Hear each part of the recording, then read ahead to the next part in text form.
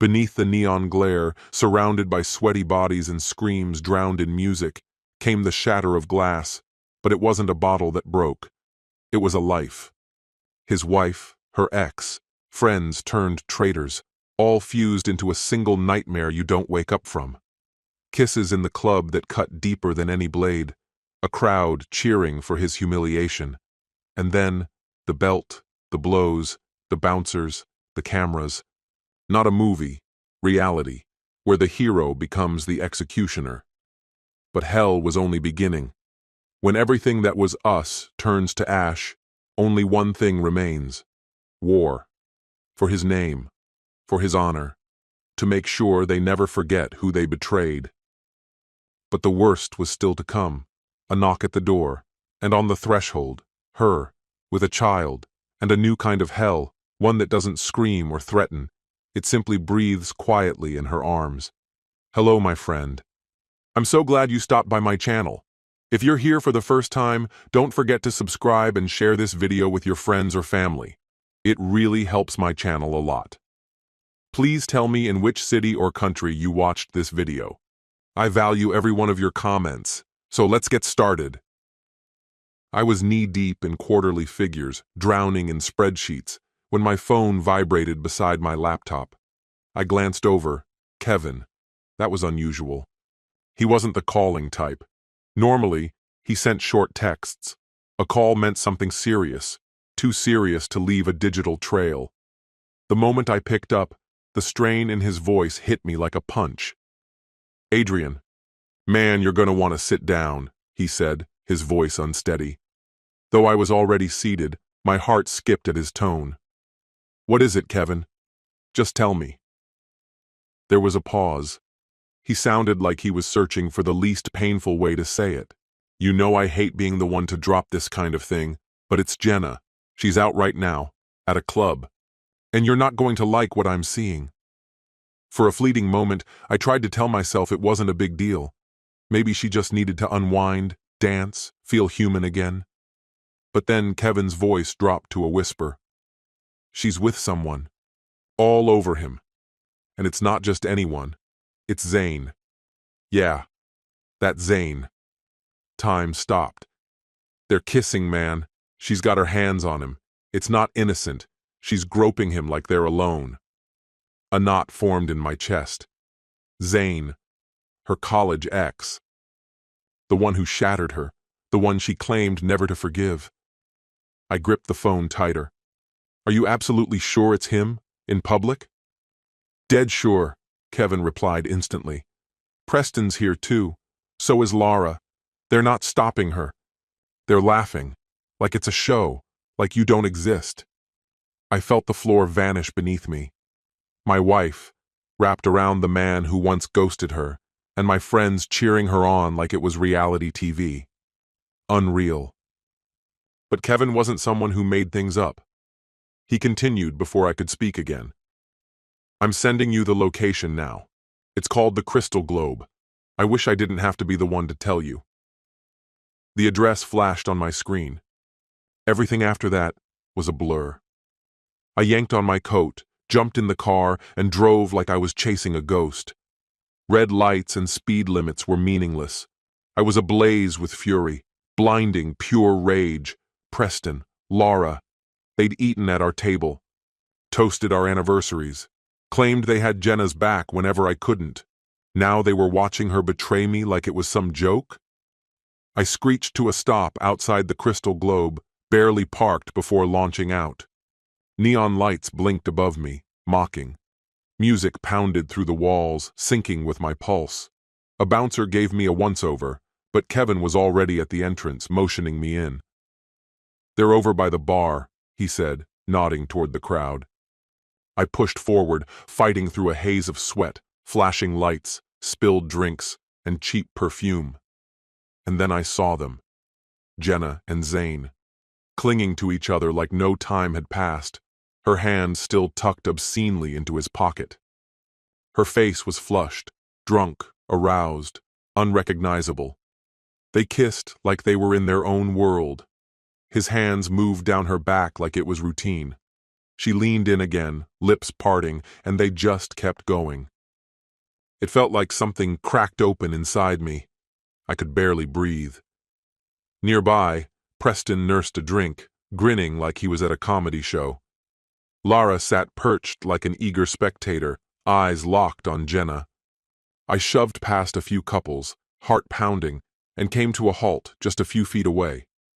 Jenna looked up and saw me. She didn't flinch, didn't startle.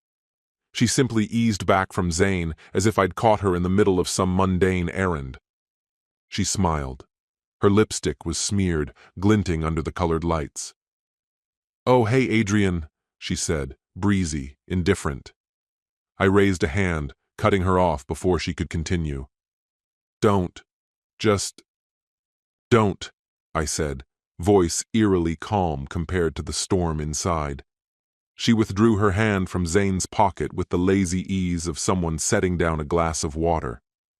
"So, I guess the cat's out of the bag," she said with a shrug. My throat went dry, brittle. "You asked for a divorce?" I repeated slowly. She gave a small nod. No apology, no shame. "I was planning to tell you. I just thought, you should see Zane again. I'm in love with him. I can't fake things with you anymore." Then she actually chuckled, light, almost relieved. Preston said. That's when Preston stepped forward, the smirk on his face turning razor sharp. "Don't pin this on me," Preston said sharply. "You've been blind to what Jenna really needs for months now." I didn't let him finish. Reflex took over. My hand shot out, grabbed his shirt and shoved him hard. His drink spilled as he stumbled back, off balance. A chorus of shocked gasps spread through the bar. The music kept pounding, but suddenly the atmosphere was tight, electric with tension. "You want to talk about who's been neglectful?" I snarled. "You stood in my living room pretending to be a friend." I leaned in, my voice low and trembling with restrained rage. "And now you're the one encouraging her to run off with her ex? You're a damn snake." Lara jumped off her bar stool. "Preston, get out of the way," she hissed, her eyes darting between us. She shot me a glare sharp enough to cut glass, as if she could rein me in with a single look. "Wake up, Adrian," she snapped. "You've been smothering her for too long. No wonder she found someone else." That did it. I turned toward Jenna, blocking out everything else. "How long?" I demanded, my voice tight, strained with fury I barely kept in check. Jenna's lips pressed into a thin line, not out of guilt, but annoyance. 3 months, she said flatly, her tone void of apology. "I reconnected with Zane when he came back," she said, as if it were routine. "I was going to break it to you gently." "Gentle?" I exploded. "You call making out with him in front of a crowd gentle?" Out of the corner of my eye, I saw Zane approach. Broad shoulders, smug expression, oozing overconfidence. "She's over you," he said coolly. "You don't get to control her anymore." I closed the distance in a flash, grabbing the collar of his sleek shirt. "You think I'm threatening you?" I hissed. "This is your one and only warning. Stay away." He hesitated, his bravado faltering, but pride took the reins. "Touch me again, and you'll regret it," he muttered. Wrong move. I slammed him against the bar. His side collided with the edge, and he let out a grunt of pain. Screams echoed around us. As he struggled to recover, I pinned him, driving my forearm into the back of his head, grinding it against the sticky counter. The bartender jerked back, startled. The music thudded on, but I could hear someone, probably Lara, screaming for security. My mind was ice cold, my rage focused. I reached for my belt with one hand. Zane squirmed, but I had him. With one fierce tug, I ripped the belt loose, twisted his arm, and cracked it across his back. He howled. That sound only fed the fire inside me. I lashed out again. Gasps filled the room. Some were horrified, others couldn't look away. Then Jenna's voice broke through the noise, high-pitched, frantic. "Adrian, stop!" Preston lunged toward me, grabbing my shoulder. I spun, shoved him aside. He hit the ground, swearing. Then the bouncers arrived. One wrapped an arm around my torso, the other tried to wrestle my arm away from Zane. I managed one last strike with the belt, loud, sharp, final, before they dragged me off. My chest was heaving. All eyes in the club were locked on us. Phones pointed our way, recording every second. Lights strobed across the bartender's pale, frozen face. "That's it," one of the bouncers growled, his breath hot against my ear. "You're finished." I didn't resist. Zane slowly straightened, red-faced and trembling. He rubbed the rising welt on his cheek. He stared at me, stunned and furious. "You're a lunatic," he spat. I laughed, a cold, empty sound. "Go ahead, call the police. I'll sue you for alienation of affection. I'll drag your name through the courts. Want to test me?" He opened his mouth, but no words came out. He couldn't tell if I was bluffing. I wasn't. Seeing him speechless gave me a flicker of satisfaction. The guards shoved me toward the exit, half pulling, half pushing. Outside, the neon lights fractured across the wet sidewalk as I stumbled forward into the night. "Don't come back," one of them barked behind me. I didn't need to. They understood now. Zane and Jenna both. I wasn't some doormat. From across the street, Kevin jogged over, eyes wide. "Jesus, Adrian. That was something else." I adjusted my shirt, trying to calm my breath. "He had it coming," I muttered. "Honestly, he's lucky I didn't go further." Kevin nodded slowly, cautious. "Let's get out of here before someone calls the cops." I slid into my car, heart still racing, mind spinning. The world as I knew it had turned on its head. Preston, once a friend I could count on, my wife, her old lover, and the gallery of vultures pretending to be friends, all showed up just to witness the spectacle of my undoing. Under the cold pulse of neon lights, I dug my phone from my coat and dialed Douglas Lima, the lawyer I always called when the gloves came off. If Jenna wanted to draw blood, she'd leave with nothing but bruises and regret. Douglas picked up after just one ring, steady and unshaken like always. I let everything spill out. The betrayal, the lies, tonight's humiliating public scene. He gave a slow whistle, low and knowing. "You've got a storm brewing inside, Adrian. Can't fault you for it. But let's fight smart. Let her bleed on paper, not out in public." My teeth ground together. "Go on?" "Excellent. We lock everything down. House, business, your holdings. She walks away with none of it." He paused. "Tell me, the house. You bought it before the marriage, right?" "Correct." "So it's your separate property, unless you screwed up on the deed?" I gave a dry, humorless laugh. "No mistakes. It's in my name and mine alone." "That's what I wanted to hear." He moved on. "Now, the company?" "Still under my father's ownership, legally speaking. I've always been set to inherit. But as far as the paperwork's concerned, I'm just a salaried manager. No official ownership." A hum of approval followed. That was a wise setup. "Oh, and just to be clear, I already froze the joint accounts. Drained them to zero. She won't find a penny." Douglas chuckled sharply. "Not leaving anything to chance, huh?" "She might push for alimony," he added. "Let her," I snapped. "Let a judge decide. I'm not giving her a damn thing unless it's court mandated. In that case, we're sitting pretty. Just keep your cool. I'll take it from here." As I ended the call, a brittle sense of control began to return, curling back in my chest like a slow breath after a punch. Back at the house, everything felt unnatural. The light too sharp, the air too still. A framed photo on the mantel caught my eye. Jenna and me, grinning at someone's wedding last year, blissfully ignorant. I stared at it until the emptiness inside hardened, then yanked it down and tossed it in the trash. I grabbed my phone again and scrolled until I found a name I hadn't seen in years, Jacob. We served together in the Marines, a no-nonsense guy who handled things without asking why. He picked up fast. "Adrian? Been a long time." "Yeah. I need you and the crew tonight. We're getting rid of everything that belongs to Jenna. He chuckled dryly. Still raising hell, huh? We'll be there in 30. He arrived with 3 other vets, all built like they were still active duty. No small talk.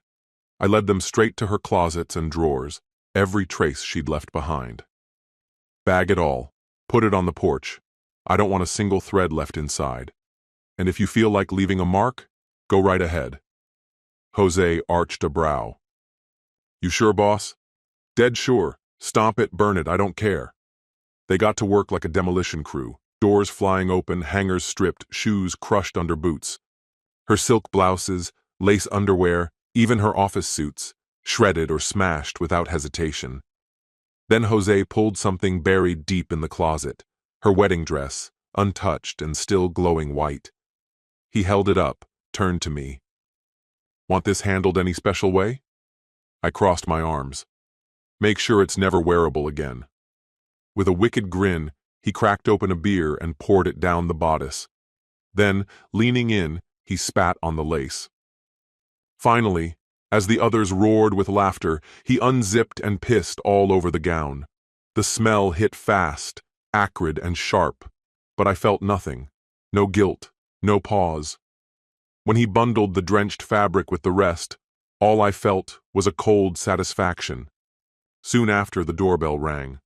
For a second, I hoped it was Jenna, just in time to see what was left of her former life.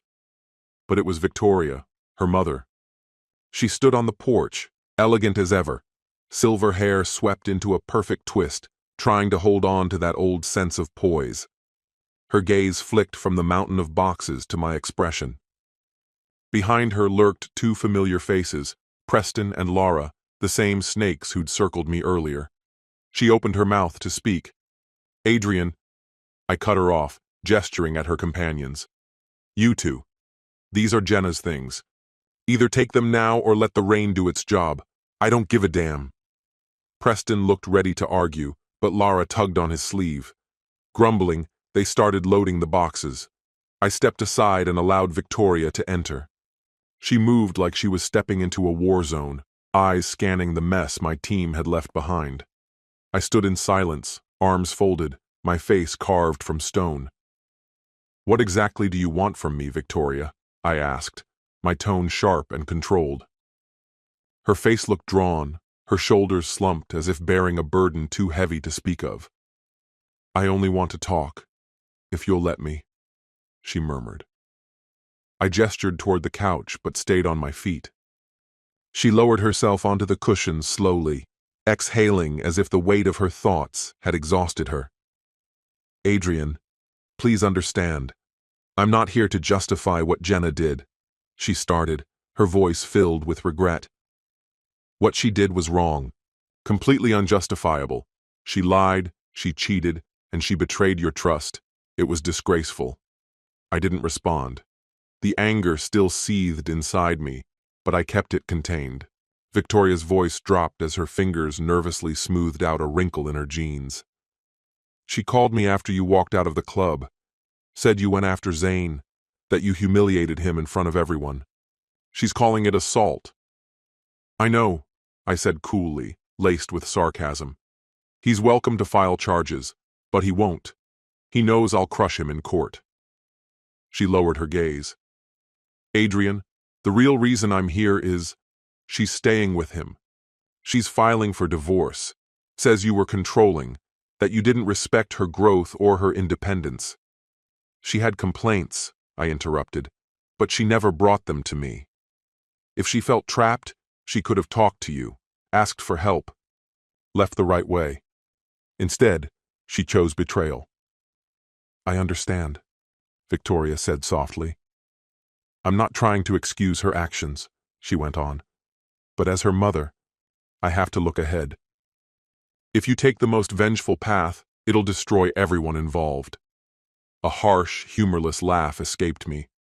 So you're asking me to make it easier for her? She shook her head gently. I'm asking you to look at the bigger picture. If she's really finished with this marriage, then let her go. Don't drag her down just to make her suffer. The fury roared in my chest.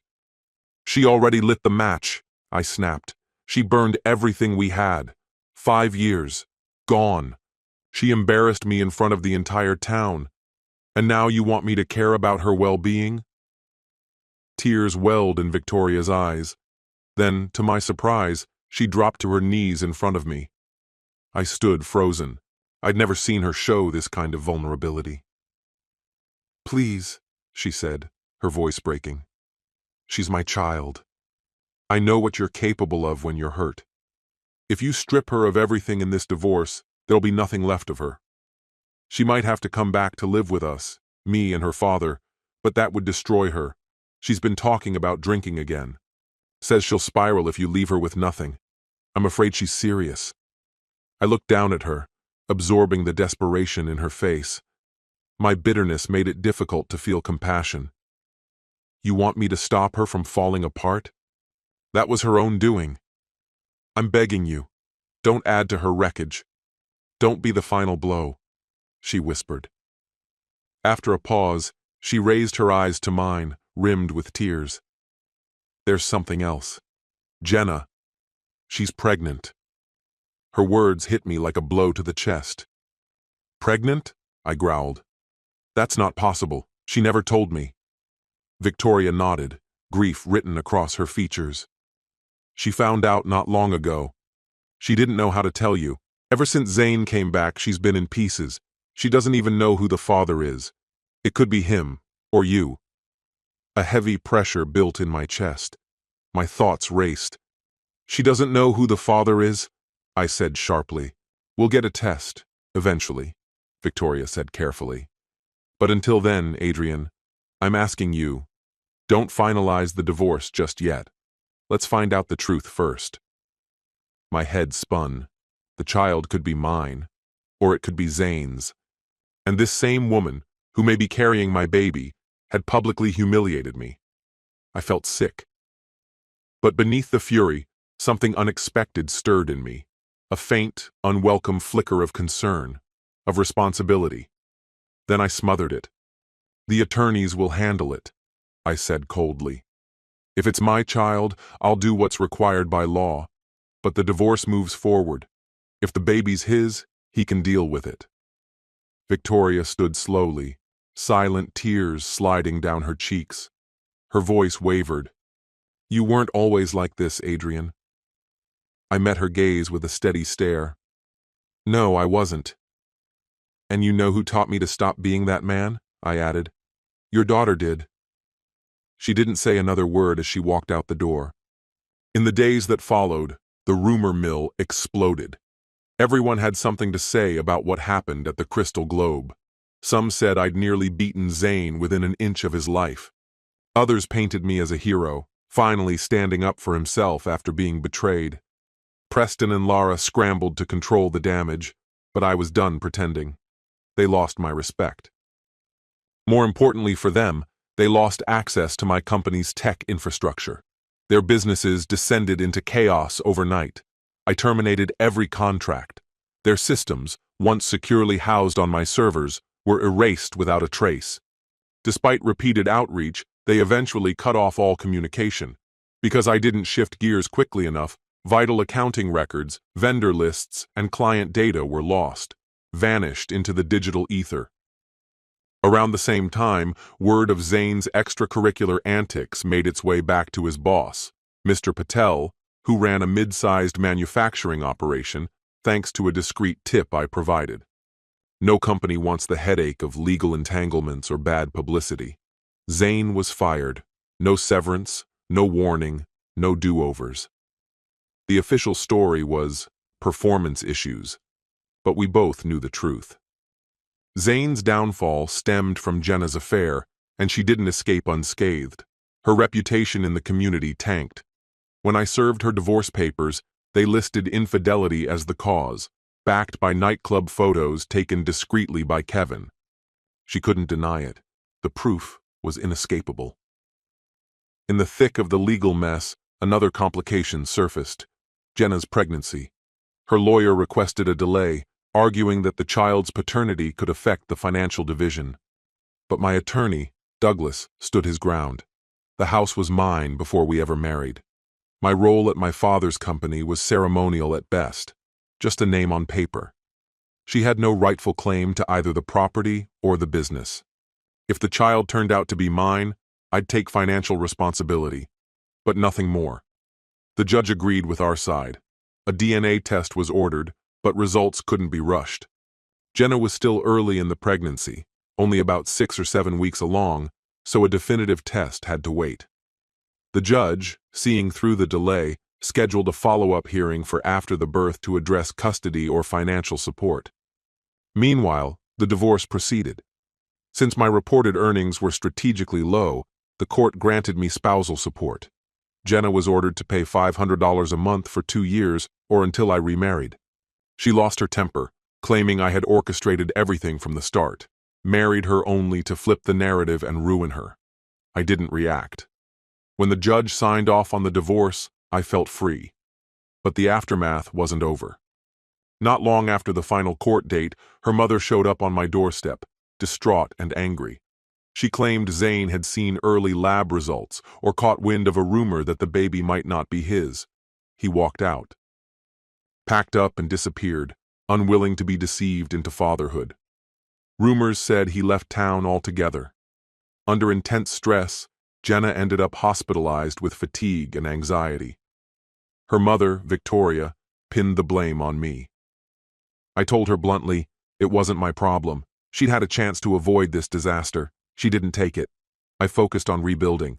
I brought home 2 German Shepherd pups, Tank and Scout, later renamed Titan and Luna. They became my sanctuary. Their loyalty replaced the sting of betrayal with quiet comfort. Eventually, I met someone new, Emily. We bonded over our love for dogs. She had a gorgeous German Shepherd named Rex, a goofy sweetheart who quickly befriended Titan and Luna. Things developed naturally. What started as chats at the dog park turned into long walks, then dinners. No drama, no mind games. One evening, she gently asked about my past. I gave her the essentials. She listened. No judgment, no probing. Our relationship moved forward at its own speed. Gradually, peace returned. Meanwhile, Preston and Lara's company unraveled. Their decision to let my contract expire cost them dearly. Multiple small businesses filed lawsuits after their data vanished when I revoked access to the servers. Their personal relationship crumbled under the financial pressure. Rumors spread that Lara had moved in with a family member. Jenna, meanwhile, went quiet, left to deal with her pregnancy on her own. I hoped that was the last I'd hear of it. The months rolled on. The divorce was final, and Jenna's betrayal faded into a manageable memory. I stopped keeping tabs on the pregnancy. I figured if the baby was mine, I'd be contacted. But no one reached out, so I let it be. One muggy summer night, after a late shift handling server maintenance at my dad's firm, I came home and handed out treats to Titan and Luna. The doorbell rang. It was nearly 10 p.m. A chill ran through me. No one shows up unannounced that late without a reason. Titan barked, on alert. I opened the door, ready to dismiss whoever it was, and froze. Jenna stood there, hair unkempt, bundled in a worn-out sweater, holding a baby wrapped in a thin blanket. The infant looked only a few weeks old. Jenna looked drained, face blotchy, lips chapped, eyes puffed from exhaustion. Titan growled again and stepped forward. I grabbed his collar to hold him back. "Please," she whispered, voice trembling. "Adrian, I need to talk." A heavy knot twisted in my chest. I kept my expression neutral. "What do you want?" She adjusted the baby in her arms, and that's when I really saw the child's face. The child's skin tone gave it away instantly. There was no way it belonged to Zane, and certainly not to me. My jaw clenched without thinking. She noticed where I was looking and let out a shaky breath. "It's someone from my job," she confessed, her voice a fragile murmur. "Someone else entirely. Not Zane. He's long gone. I have nothing, and the real dad vanished the moment things got complicated. Everything's falling apart. I'm alone. And now you show up?" My voice came out low and rigid, barely concealing my fury. "We're divorced. That baby has no connection to me. You made your bed. Lie in it." Her eyes welled with tears as she glared at me, anger flaring through the sadness. "I was desperate for someone to notice me," she snapped. "You were never really there, always buried in work, obsessed with your image, needing to be in control. I felt like a shadow in my own marriage. So yes, I made mistakes. I turned to someone else because I needed to feel something." Zane hadn't even been the father, just another name on a growing list of poor choices. Now she was adrift, jobless, abandoned, and left to raise a child by herself. "They fired me," she added, her voice trembling. "Too many absences." She paused, her body trembling like a leaf in the wind. "Preston and Lara? They cut ties with me. I'm completely alone. And whether you admit it or not, you were part of the unraveling. You never really saw me." She was shaking, and the baby whimpered softly. I felt a flicker of pity for the child, an innocent life tangled in the chaos. But as for her, she wanted me to shoulder the guilt, as if I'd driven her to betrayal, as if I'd forced her to carry another man's child. My expression hardened. She inhaled sharply. "You owe me, Adrian. If you had treated me like a partner instead of a nuisance, none of this would have happened. When you realized I was unhappy, you turned spiteful. You never gave us a chance to work things through. You just shut down." Tears streamed down her face. "I have nothing left. No roof, no money, and a baby I can barely take care of. And you're doing fine. I bet you've got a cozy place, your dogs, maybe even someone new. I know you have the means. All I'm asking is a little help. Just enough to get by," she said, her voice cracking under the weight of desperation. I stared at her, lips curling in contempt. The audacity. She'd hopped from one affair to another, never taking full accountability for the devastation she caused. Even after our split, she clung to Zane until that too unraveled. Now she stood here, cornered and pointing fingers. "You think I should clean up your mess?" I asked, my voice like ice. Every word was sharp and intentional. "Let's get one thing straight. This child isn't mine. If you need help, go to its father, or go apply for aid. You lost your job? That's on you. You made these choices, not me." Her eyes widened, as if she couldn't believe the coldness of it. Tears poured freely while the infant's cries grew louder. "After 5 years together, you'd really just walk away?" She choked.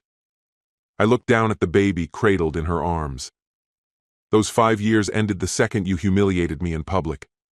The lies, the cheating, the pregnancy, they're yours to carry. You built this life. Now live it." She hesitated by the doorway. "I've got nowhere left. My mother won't take me back unless I quit drinking, and I've started again. I can't stop. I'm falling apart, Adrian. You don't get it." Titan barked once, disturbed by the rising tension. The child's cries filled the thick, humid air seeping through the open door. My fingers tightened on the handle. "You're not stepping inside," I said, my voice frigid. "We're done."